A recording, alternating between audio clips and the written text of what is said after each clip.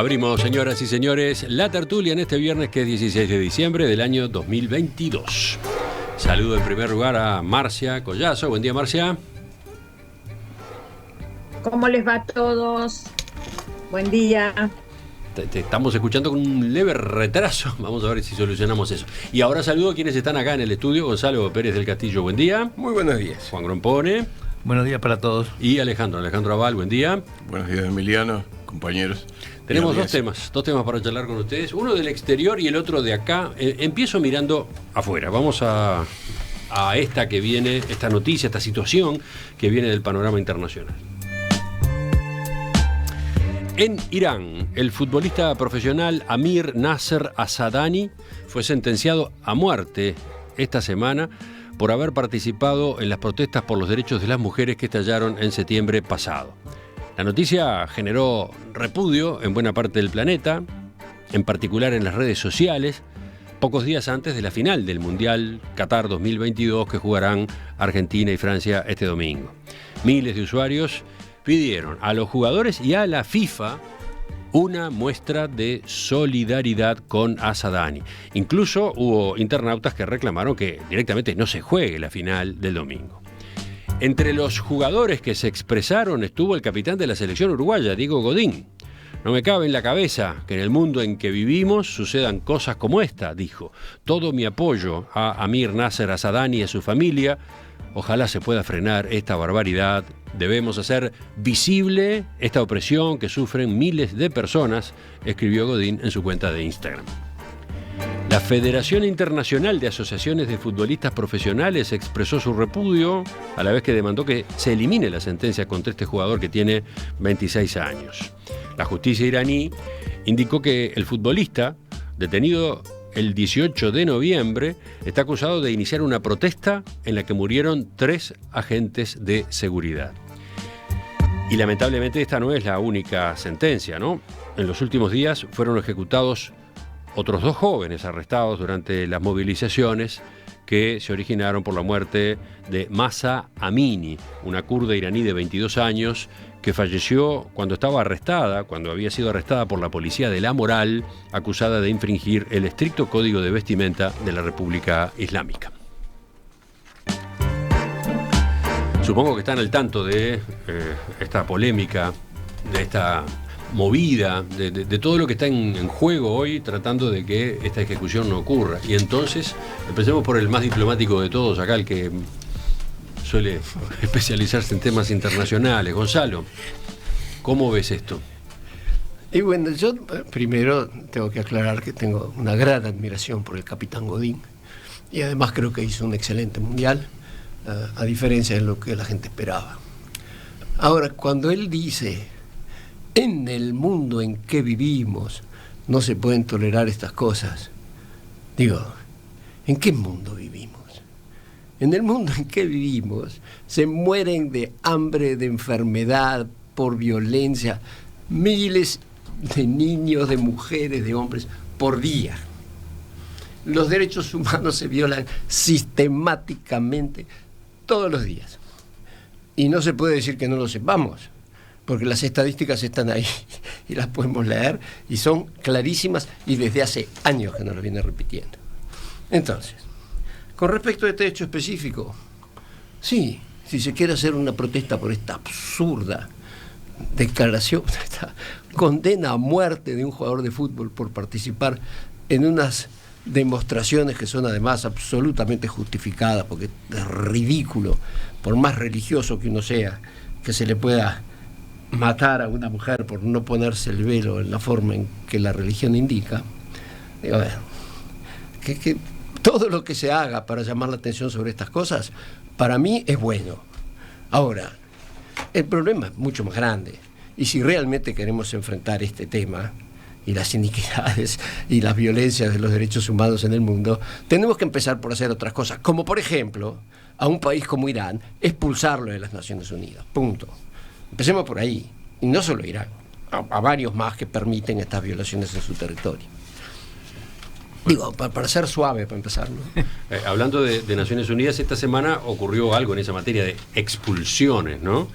Irán fue expulsado de la Comisión sobre los Derechos de las Mujeres, con el argumento justamente de cuál viene siendo la gestión de las manifestaciones desencadenadas por la muerte en septiembre de la joven Mahsa Amini, ¿no? Me parece una muy buena iniciativa. Pero seguimos. Marcia, te escuchamos.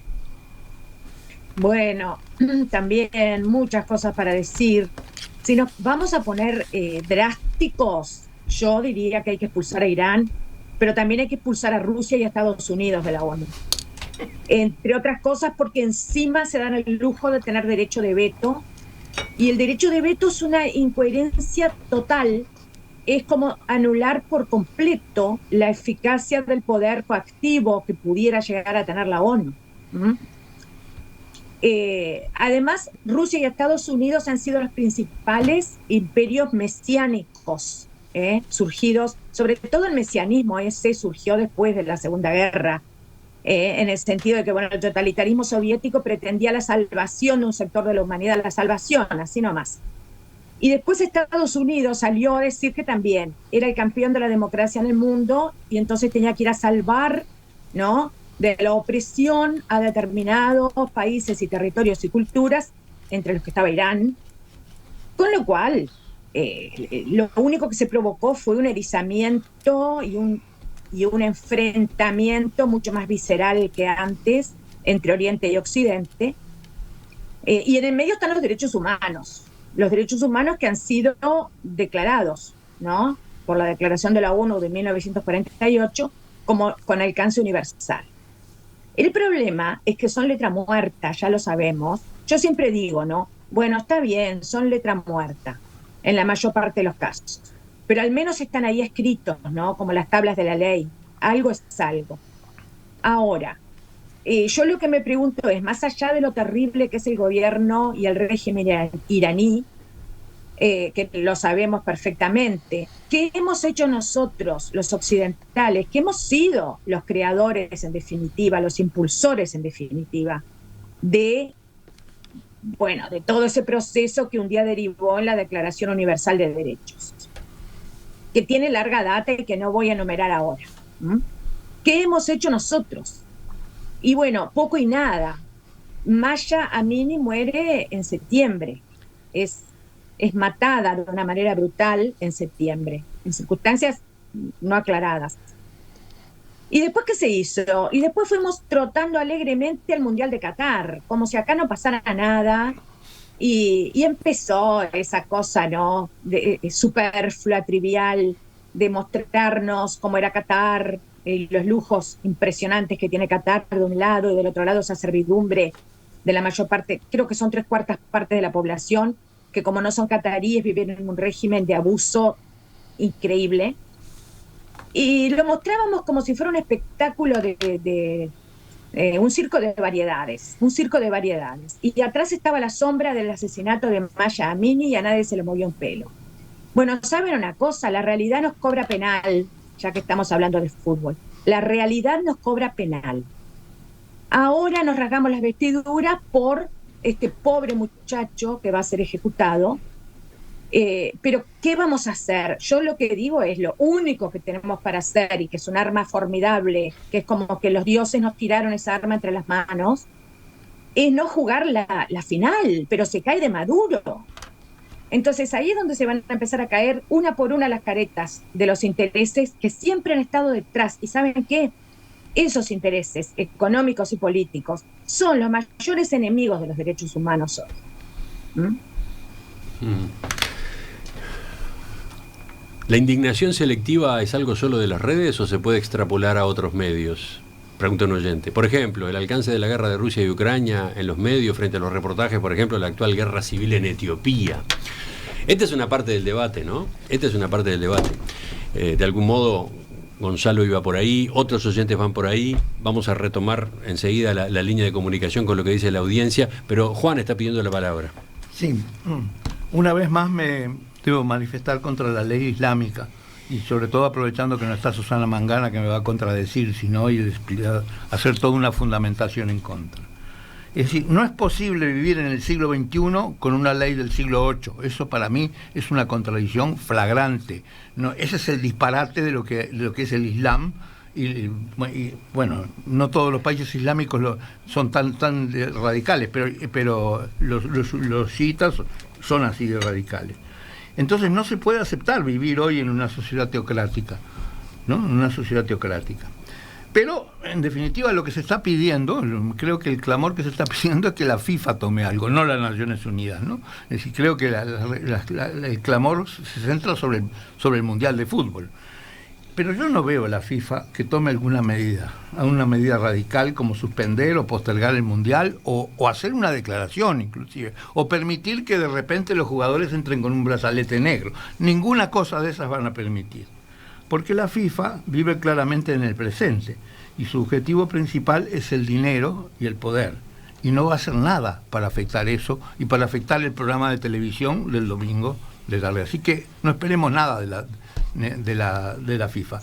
Y de las Naciones Unidas tampoco esperemos demasiado. Mira, a propósito de Naciones Unidas, a ver, ¿qué decías, Marcia? No, quería agregar que en base también a lo que está diciendo Juan, que obviamente nadie espera, sería un milagro inusitado que la FIFA hiciera algo. Yo creo que acá lo que está en el tapete, visto lo que es la nueva globalización que estamos viviendo, ¿verdad? Desde el teléfono inteligente y la red de comunicaciones, es la comunidad humana del planeta Tierra. La comunidad humana del planeta Tierra debería declararse en huelga futbolística, lisa y llanamente. Porque el problema, ¿sabe cuál es? Que, no lo voy a hacer porque a mí me gusta mucho el fútbol, no lo voy a hacer porque fíjate, pero después siguen pasando estas cosas. Y estas cosas nos interpelan todo el tiempo. No podemos permanecer impávidos. Nosotros, yo siempre digo, mirémonos a nosotros mismos, ¿verdad? Como occidentales, más allá de las salvajadas del régimen islámico, ¿no? Alejandro, sigo mirando mensajes de los oyentes y dentro de un rato les cuento.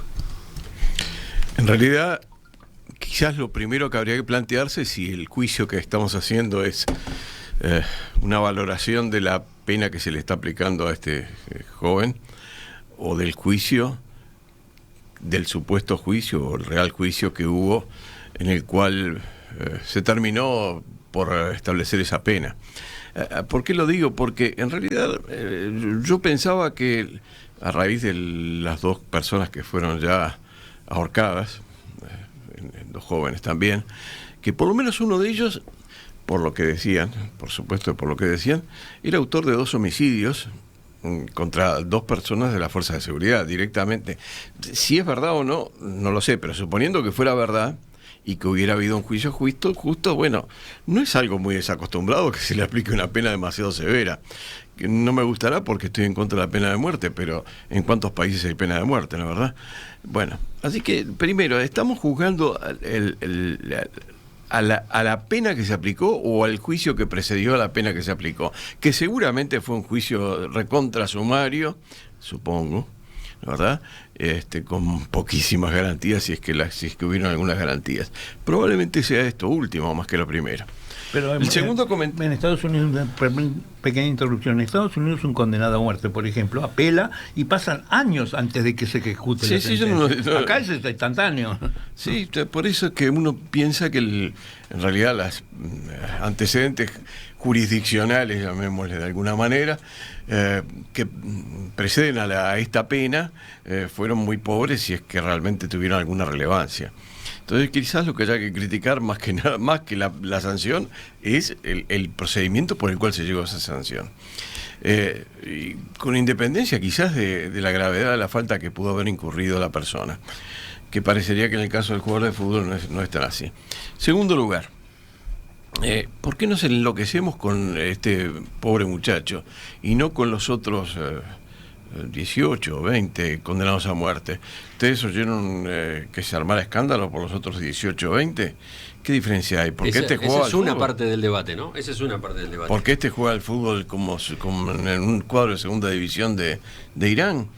Bueno, está bien, pero tiene tanto derecho, o mejor dicho, deberíamos tener tanto derecho a protestar si que corresponde contra la situación de este muchacho que contra la situación de todos los otros. A ver, yo ahí te contesto lo siguiente.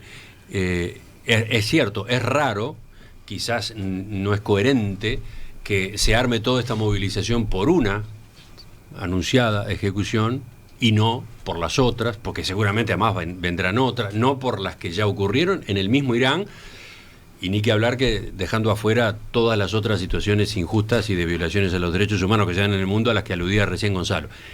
Pero ¿por qué puede estar pasando esto? ¿Por qué? ¿Cuál es la justificación? Entiendo yo. Bueno, que hay en este momento un acontecimiento planetario, un gran hecho de comunicación, un gran espectáculo que concita la atención de la humanidad, de buena parte de la humanidad, que puede permitir, que habilita, que es una plataforma para generar conciencia, y para, bueno, eventualmente salvar una vida, ¿no? A ver si con semejante cañonazo de comunicación y de negocio de por medio, a ver si así se puede salvar esta vida y de paso provocar el debate. Me imagino que va por ahí también la cosa. Sí, de paso condenar el régimen. No dudo que sea así como decís tú, Emiliano, se está aprovechando la circunstancia de que es un jugador de fútbol, aunque sea de una liga de segunda categoría, después de todo es un jugador de fútbol y estamos en la antesala de una final que jamás se va a suspender por las razones que dijo Juan y que comparto totalmente, ¿no? Jamás, es impensable que se suspenda, pero bueno. Pero además, hasta está de por medio la famosa frase de Maradona, ¿no? La pelota no se toca, la pelota no se mancha, ¿no? Sí. Bueno, pero bueno, pero ¿Hasta dónde el fútbol o el espectáculo de fútbol se mete o no se mete en asuntos políticos, etcétera? ¿Se habrá podido suspender la reunión del grupo de Puebla? No. Sí, el grupo de Puebla. El grupo de Puebla que iba a ir a apoyar a Cristina Kirchner a Buenos Aires porque está la final el domingo entre Argentina y Francia, cosa que lo suspendieron, pero el partido entre Argentina y Francia no se va a suspender jamás. Ahora, de todas maneras, insisto de vuelta. No, pero a ver, se juegue o no se juegue la final, se tome o no en el Mundial, en la organización del Mundial una medida, lo que se está reclamando es que la ejecución no se concrete, ¿no? La recolección de firmas, las movidas son para que la ejecución se anule, ¿no? No digo que no, pero se está postulando como una medida de fuerza contra el gobierno de Irán para presionarlo a que eso no ocurra, el suspender o en fin alterar de alguna manera la final del campeonato del mundo, cosa que suspenderla no va a ocurrir nunca. Puede ser que haya algún gesto o algo, pero suspenderla estoy seguro que no. Ahora voy de vuelta al tema. Me fatiga un poquito. Pero que Marcia quiere intervenir, ponete los auriculares por favor, Alejandro. ¿Sí, Marcia? No, yo creo que uno de los lemas del abogado debería ser esperar a que te digan que no negarte de antemano. Digo, no decir que no de antemano. Yo no le voy a decir no se va a jugar, no se va a suspender nunca la final. Yo nunca voy a decir eso. Yo voy a decir, reclamamos que se suspenda la final y que me digan que no. Y que una vez más se les caiga la careta de los intereses económicos. Está bien, Marcia, está bien, tú reclamás eso, pero acá también yo dije polémica entre abogados. No es polémica. Yo lo que digo que en realidad quizás lo que deberíamos enfocarnos en el caso concreto es decir, bueno, que suspenda las ejecuciones de todos, no solo de este jugador de fútbol, y enfoquémonos en lo que está sucediendo en Irán. Por otro lado, también debo señalar que no me diste tiempo, porque me saliste con esos comentarios muy oportunos, pero que me cortaron el hilo que estaba diciendo. Está cuestionando la conducción del debate. Sí, yo hice la introducción y nunca más me volvió la palabra, ¿no? Bueno, está bien. Ahora te la va a dar seguramente, Emiliano. Lo que quería decir, Emiliano, también es que en realidad no estoy muy de acuerdo. No soy el único seguramente, y Susana Mangana también debe estar en desacuerdo, con que tengamos que uniformizar todo el pensamiento cultural de todo el mundo. ¿Por qué?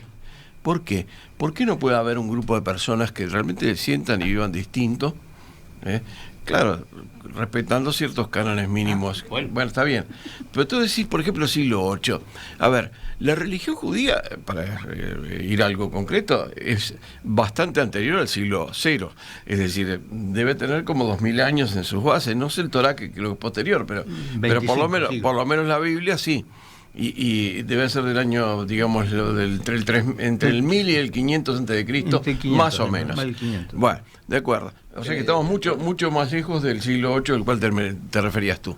Lo que tú te estás refiriendo no es a la antigüedad de esa cultura, sino que lo que te estás refiriendo, me parece, es al contenido o algunos contenidos especiales que tiene esa cultura. Yo hay muchas cosas de los judíos, de la religión judía, que no las comparto y me parecen que no las podría compartir, pero no por eso rechazo que quienes las quieran seguir las sigan. El sábado, por ejemplo, teóricamente no pueden utilizar ningún aparato eléctrico un judío religioso. Y bueno, a mí me parece medio loco, pero bueno, pero a ellos no, y lo respeto, y no lo voy a obligar a que prenda la luz. Entonces dije, por supuesto, con algo de mucho menos entidad que lo que estás tratando tú. Entiendo. Pero el que no lo entiende es Juan. Levanta la mano. Bueno, yo quiero dos cosas, ¿no? La primera es ¿cuántas firmas se necesitan para levantar la voluntad de Alá?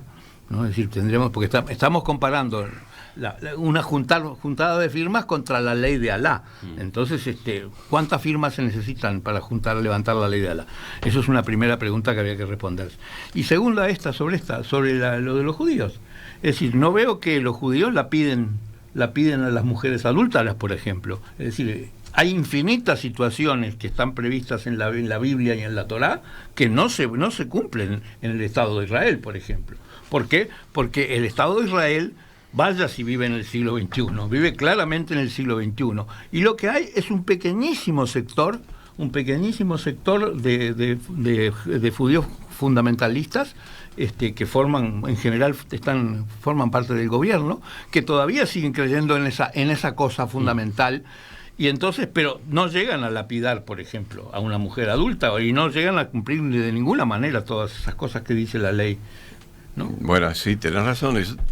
Bueno, le querés dar la palabra a Gonzalo. No, quiero darle la palabra a Gonzalo porque hace rato que no habla. Tiene derecho. Está bien. Los abogados no respetan los derechos de los demás, no que son abogados.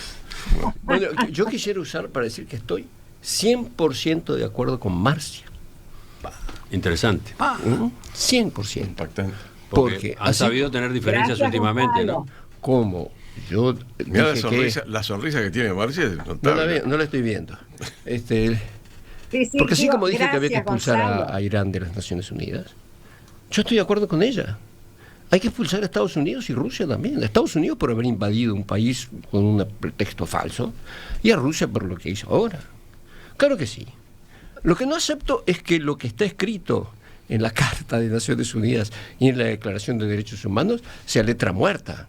Los que estamos muertos somos nosotros, que tenemos todas esas evidencias ahí que son el fruto de siglos de civilización y que no les hacemos caso y preferimos ir por estas cosas. Ahora, volviendo al tema del fútbol, hay que aprovechar esto.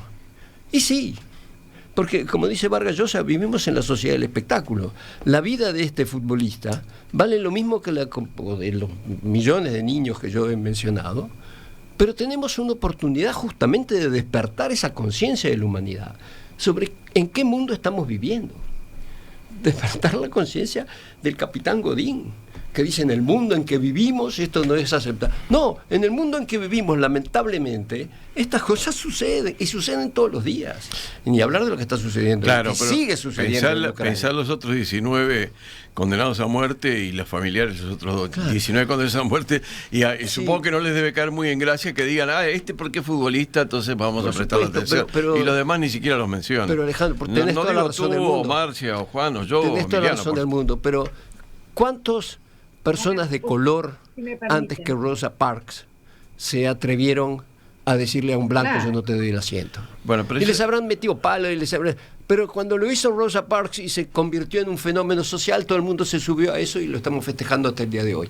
Entonces, capaz que este es un momento, no por el fútbol, sino para despertar la conciencia de la humanidad sobre estos hechos. ¿Qué sucede? Que a gente se le condena a muerte por una protesta, y otras cosas se le condena a muerte simplemente por no darle los elementos básicos para que pueda vivir, como sucede. Marcia. Esto es un leading case, esto es un caso líder, como el de Rosa que mencionó justamente Gonzalo. A ver, acá estamos de alguna manera haciendo justicia a miles y miles de injusticias, o sea, de personas que han muerto injustamente, brutalmente, salvajemente. Acá lo que está en juego además es qué tipo de ética sostenemos. Si somos relativistas en moral o somos universalistas en moral o estamos en el medio. Y el relativismo moral hace mucho tiempo que se implementó en Occidente de la mano del capitalismo, porque al capitalismo no le convienen los cuestionamientos morales, le conviene el todo vale, hacer la tuya de Fido Dido, ¿eh? Y desde la hacer la tuya de Fido Dido en adelante, cualquier cosa les sirve con tal de vender. Hemos perdido la noción del deber. Ya solo decir deber es una mala palabra hoy en día. Bueno, creo que se acabaron acá las sintonías entre Marcia y Gonzalo. Te lo veo en la cara, Gonzalo. No. Es otro tema, pero ¿se acuerdan de aquel... No me puedo acordar el nombre, un filósofo italiano muy bueno, tal vez algún oyente me lo pueda recordar, que escribió un fabuloso libro que se llama El crepúsculo del deber. Entonces, acá tenemos un deber que también quien nos dice puede llegar a reparar tantas y tantas omisiones y complicidades en que hemos caído. Por el solo hecho de ir al Mundial en Qatar, ya nos hicimos cómplices de una cantidad de abusos que estaban ahí frente a nuestros ojos y que hicimos oídos sordos. Es así, ha caído el concepto del deber. Bueno, ¿qué ibas a agregar sobre esto último de Marcia? Yo puedo seguir estando totalmente de acuerdo con el fondo de lo que dice Marcia. La única cosa con la que discreparía es que vos no podés echarle la culpa al capitalismo de todos los males de la humanidad. Porque el capitalismo ha demostrado ser el único sistema económico que es compatible con una democracia libertaria, una democracia liberal. Digo, es el único, porque todos los demás han fallado. Entonces, hay muchos tipos de capitalismo y hay muchas formas de controlar el capitalismo. Pero el capitalismo existe y es compatible con una democracia. Ahora, depende cómo lo controles. Este capitalismo, que creo que es al que Marcia se refiere, que es un capitalismo desenfrenado, cuyo único propósito es hacer dinero a como dé lugar, evidentemente eso nos está costando carísimo y está llevando al mundo a una situación que es insostenible. Bueno, pero no todo el capitalismo tiene forzosamente que ser así. Espero que Marcia esté de acuerdo con lo que estoy diciendo. También así no discrepamos hoy. Hay varios oyentes que eso tienen, la final no se va a suspender, es utópico pensar en esa posibilidad, pero dicen, puede haber otro tipo de medidas. Por ejemplo, la FIFA podría desafiliar al país, como lo hizo con Rusia, sería una señal. Sí, eso es mínimo. Después... de la utopía venimos. ¿Perdón? Dice otro oyente, venimos, Fernando, la FIFA puede suspender la afiliación de Irán con la consecuente exclusión de la selección y de los equipos de toda competencia internacional. Esa es una medida que tiene antecedentes, además, no es algo disparatado. Después hay oyentes que lo que sugieren o lo que piden es que haya alguna señal del mundo del fútbol, no ya por el muchacho a quien se ha condenado a muerte, sino por la causa que está detrás, la de las mujeres, el maltrato a las mujeres en Irán, ¿no? Y bueno, y después hay quienes entienden que, por ejemplo, en el propio partido, en la final, podría haber algún tipo de movida, algún tipo de señal, algún tipo de comportamiento de los jugadores que fuera en esta dirección, en algunas de estas direcciones, sin que el partido tuviera que cancelarse ni nada por el estilo. Y bueno, los oyentes tiran varias ideas en esa dirección, ¿no? Está bien, hay muchos países que se podría suspender por la FIFA, no solo Irán. Hoy. Bueno, claro, y ahí vamos a otro debate, ¿no? Si se va por ese camino, ¿cuál es el criterio, no? Sí, ¿cuál es el criterio para que un país integre o no la FIFA, no? ¿Qué haces con la China, por ejemplo? Es el tamaño de habitantes y lo que aportan. Y con la China, ya contestó Juan cuál es el criterio. Claro. No, ¿Por qué? ¿Dónde está? ¿Dónde están los estatutos de la FIFA establecido con nitidez en cuanto a respeto a los derechos humanos? ¿Qué país puede estar o no en esa organización? Pero yo creo que hay posiciones que tenés que aprovechar, oportunidades para marcar. Yo estoy de acuerdo con que se utilice, como bien dijo el oyente, no solo el caso del futbolista, sino todo el tema que está atrás, es decir, cómo están siendo reprimidas las mujeres en Irán y en el mundo islámico en general, en una forma que realmente no tiene justificación alguna. Al menos si vos pensás que existe una Carta de Derechos Humanos que es mínimamente sensata. Claro, pero la FIFA no es política, así que no se va a meter en política. La FIFA es política. No es política suya, no es política internacional. Ya seguimos en la tertulia, cambiamos de tema.